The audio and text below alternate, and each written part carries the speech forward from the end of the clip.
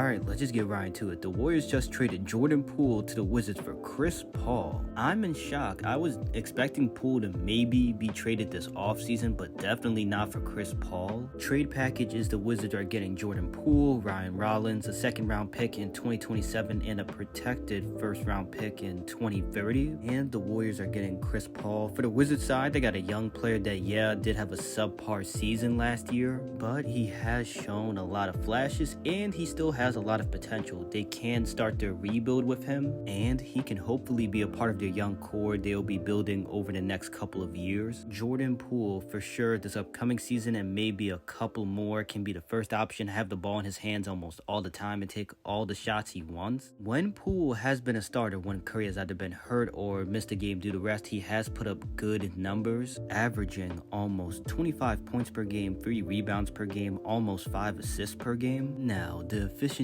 isn't the greatest, with him shooting 43% from the field and 33% from deep on 9 attempts per game when he has been a starter, and he is averaging almost 4 turnovers per game, but you would hope as the Wizards that efficiency improves over time. With him getting more reps as a starter and being the first option on offense to one day be good enough to maybe be your second option to whoever their franchise player ends up being. And the draft picks they got is good. The 2027 second round pick isn't much, but that protected first round pick in 2030 is huge, cause who knows what the Warriors look like at that point. Let's say if the pick is top 5 protected and in that point in time the Warriors are really bad and that pick falls out the top 5, now they have a pick between maybe 6 or 10 to go get a top guy in the draft. Now, for the Warriors side, I understand moving Jordan Poole because he's not the best to help them win right now. He's on a big contract and they have to pay Draymond this offseason, so they don't want to go deeper into the luxury tax than they already will have to. But trading for Chris Paul, I just